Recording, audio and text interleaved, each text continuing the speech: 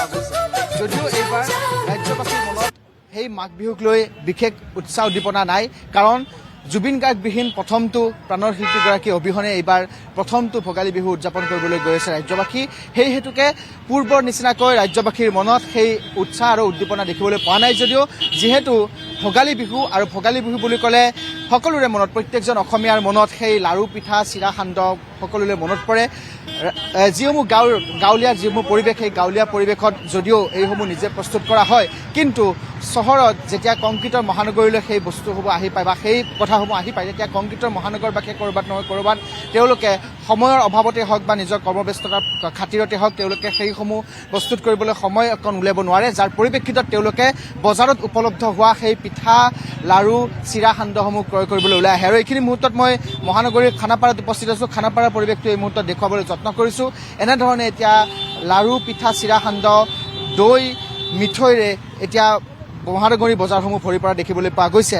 বিভিন্ন প্ৰান্তৰ পৰা লৈ অনা এইসমূহ যি লাৰু পিঠা চিৰা সান্দহ এই অসমীয়াৰ ভোগালী বিহুৰ বা বিহুৰ লগত জড়িত যিসমূহ সামগ্ৰী, সেই সামগ্ৰীৰে এতিয়া বিহুৰ সামগ্ৰীৰে মহানগৰী বজাৰ ভৰি পৰা দেখিবলৈ পোৱা গৈছে। আনহাতে আমি আৰু কিছু দেখুৱাবলৈ যত্ন কৰিম, কাৰণ আমি ইতিমধ্যে এটা কথা উল্লেখ কৰিছোঁ যে গাঁৱলীয়া যিটো পৰিৱেশ, গাঁৱলীয়া পৰিৱেশত সচৰাচৰ এইসমূহ নিজে প্ৰস্তুত কৰা হয়। গাঁৱৰ যিসমূহ মহিলা থাকে তেওঁলোকে নিজেই প্ৰস্তুত কৰে, কিন্তু চহৰত কিছু কংক্ৰিটৰ মহানগৰীত কৰ্মব্যস্ততাৰ খাতিৰত বা নিজৰ কামৰ খাতিৰত সেইসমূহ তেওঁলোকে প্ৰস্তুত কৰিব নোৱাৰে, যাৰ পৰিপ্ৰেক্ষিতত তেওঁলোকে বজাৰৰ পৰা এইসমূহ ক্ৰয় কৰি লৈ যায়। সমান্তৰালকৈ আন এটা দৃশ্য এই মুহূৰ্তত আমি দৰ্শকসকলক দেখুৱাইছোঁ।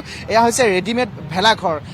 ইয়াৰ সমান্তৰালকৈ আমি সেই কথাটোৱে কৈছোঁ যে যিহেতু গাঁৱত যিসমূহ পথাৰৰ আঘোণৰ পথাৰত যেতিয়া ধান কাটে তাৰ যিসমূহ নৰা থাকে, সেই নৰাৰে আচলতে মাঘ বিহুৰ যি ভেলাঘৰ বা মেজিঘৰ, সেই মেজিঘৰ সজোৱা হয়। কিন্তু সচৰাচৰ কংক্ৰিটৰ মহানগৰীত যিহেতু এইসমূহ পোৱা নাযায় বা সেই পথাৰখন নাই, গতিকে মহানগৰীৰ দাঁতি কাষৰীয়া যিসমূহ গাঁৱলীয়া অঞ্চল আছে তাৰ পৰা এই নৰাসমূহ আনি বা খেৰসমূহ আনি এনেধৰণে আচলতে মেজিঘৰ প্ৰস্তুত কৰি বজাৰত ৰেডিমেড এইসমূহ বিক্ৰী কৰা হয়। আৰু এনেধৰণে মহানগৰী বজাৰত এই মুহূৰ্তত আমি দেখুৱাইছোঁ, মহানগৰী বজাৰত এইসমূহ যি ৰেডিমেড মেজিঘৰ আছে সেয়া উপলব্ধ হৈছে। আমি বাইদেউ কেইগৰাকীমান আছে, বাইদেউ কথা পাতিম অকণমান। বাইদেউ, ভোগালী বিহুৰ সন্মুখত মেজিঘৰ এটা লাগে, সমান্তৰালকৈ লাৰু পিঠাও লাগে, বজাৰলৈ ওলাই আহিছে, কি লোৱা হৈছে বা কি ল'ম বুলি ওলাই আহিছে? আমি আচলতে ওলাই আহিছোঁ, আমি সমূহীয়া হিচাপে আমি ফ্লেটত থাকোঁ, গতিকে তোমাৰ ধৰা কংক্ৰিটৰ এই সময়ত গতিকে আমিও ভাবিছোঁ যে একেলগে লগ ভাতখিনিও খাম আৰু মেজি জ্বলোৱাৰ কাৰণে আমি এটা যো-জা কৰিছোঁ। বেছি মানুহ নহয়, তথাপিও আৰু নিজৰ এইখিনি সংস্কৃতিটো ৰক্ষা কৰিবৰ কাৰণে লাগিব, আৰু সেইটো কাৰণে মেজি আমি ল'মেই, এইটো আগৰ পৰাই লওঁ আৰু গোটেইখিনি নিয়ম আমি পালন কৰিম আৰু পিঠা পনা যিখিনি পাওঁ আৰু সেইখিনি ল'ম, কিন্তু মেজি ল'বৰ কাৰণে আচলতে আমি ওলাই আহিছোঁ। ঠিক আছে, এই মুহূৰ্তত আমি কৈছোঁ এনেধৰণে মহানগৰীকে এনেধৰণে মহানগৰীৰ প্ৰত্যেকজন বাসিন্দাই এনেধৰণে আচলতে মেজিঘৰ ক্ৰয় কৰিবলৈ বা যিসমূহ ৰেডিমেড লাৰু পিঠা আছে সেয়া ক্ৰয় কৰিবলৈ আহিছে। আমি এই মুহূৰ্তত যিসমূহ প্ৰস্তুত কৰিছে, যিসকল যুৱকে এইসমূহ প্ৰস্তুত কৰিছে, আমি তেওঁলোকৰ সৈতে অকণমান কথা পাতিম। এইসমূহ কেনেধৰণে এইসমূহ বিক্ৰী কৰা হৈছে, কিমানমান দৰত? এইটো আপোনাৰ 15 টকা। এইটো ডাঙৰটো 15 টকা। আৰু ইয়াতকৈ সৰু আছে নেকি? ইয়াতকৈ সৰু আছে, 300 টকা আছে, 200 টকাৰ আছে, 500 আছে, 600 আছে। মানে 200 টকাৰ পৰা আৰম্ভণি 1500 টকালৈকে আছে। হয়। এতিয়ালৈকে কিমানমান বিক্ৰী হৈছে? আজি আৰম্ভণি কৰিছোঁ আমি, 10টামান বিক্ৰী হৈছে, বেছি বিক্ৰী হোৱা নাই। কেনেকুৱা সঁহাৰি পাইছে ৰাইজৰ পৰা? আজি প্ৰথম দিন বেয়া নহয়, ঠিকে আছে, মানুহ আহি আছে, দাম চাম দি আছে, লৈও আছে দুই এজনে, গতিকে কালিলৈকে ভালেই হ'ব লাগে। নিশ্চিতভাৱে আমি এই মুহূৰ্তত সেই পৰিৱেশটো দেখুৱাইছোঁ। অকণমান আগলৈকে যাম। আমি এইবাৰ বিহুৰ লগত জড়িত যিসমূহ সামগ্ৰী, লাৰু পিঠা চিৰা সান্দহ মিঠৈ, যিসমূহ আচলতে বিহুৰ লগত প্ৰয়োজনীয় যিসমূহ সামগ্ৰী, সেই সামগ্ৰীৰ বজাৰখনলৈ আমি এই মুহূৰ্তত পুনৰবাৰ আহিছোঁ। ইয়াত আপোনালোকে দেখিব বিহুৰ লগত জড়িত যিসমূহ সামগ্ৰী প্ৰত্যেকবিধ ইয়াত উপলব্ধ আছে, সকলোৱে হাতে হাতে লৈছে।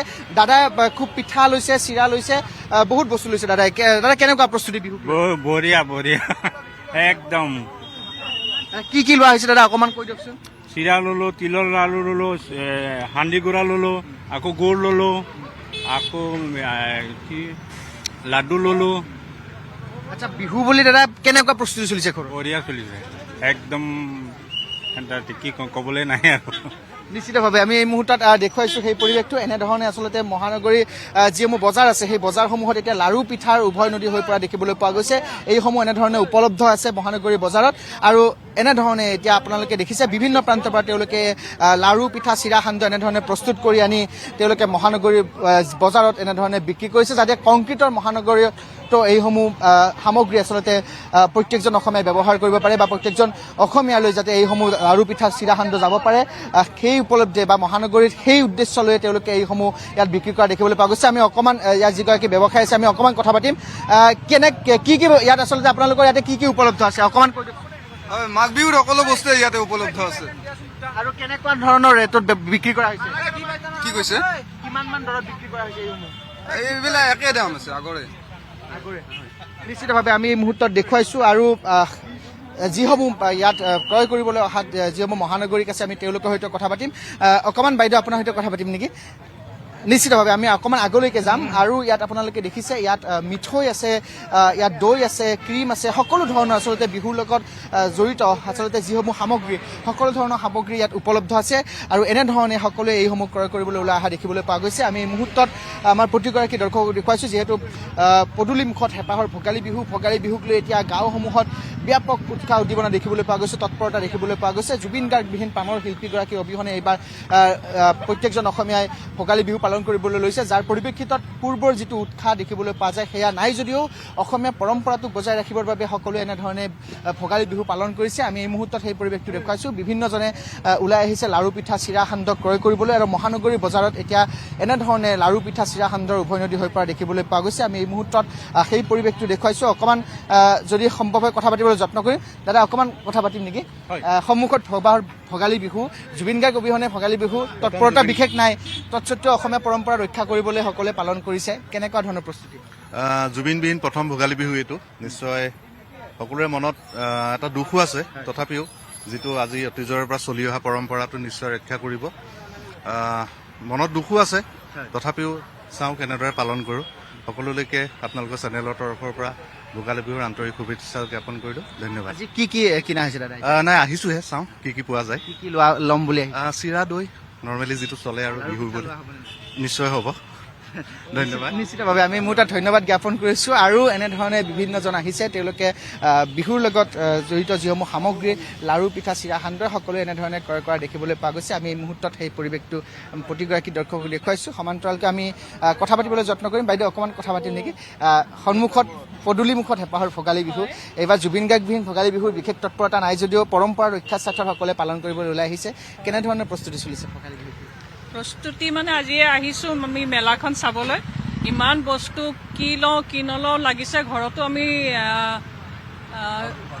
কৰিছোঁ আয়োজন কিন্তু ইয়াৰ পৰাও দুটামান বস্তু ল'ম আৰু সঁচাকৈ জুবিন গাৰ্গবিহীন আমাৰ বিহু হৈ থকা নাই আজিও গান শুনিলে তেওঁৰ কথা মনত পৰিলে আমাৰ চকু পানী ওলাই চকু মানে বুকুখন বিষাই যায় আৰু কথাটো সেয়াই তো তথাপিতো আমি অনুষ্ঠুপীয়াকৈ হ'লেও কিছু কৰিম আৰু সেয়াই তেওঁৰ কথাও মনত ৰাখিম সদায়ে তেওঁ আমাৰ মাজত আছে বুকুত আছে তো সেয়াই আৰু বাইদেউ ঘৰত কি বনোৱা হৈছে পিঠা লাৰু বনাইছে নেকি পিঠা মই বগা পিঠা বনাওঁ নাৰিকল লাডু বনাওঁ মুড়ি লাডু বনাওঁ তিলৰ লাডু বনাব নোৱাৰোঁ ভালকৈ সেয়া কিনিম আৰু বাকী জলপানটো হয় সেয়া বৰা চাউলৰ যোগাৰ কৰিছোঁ আৰু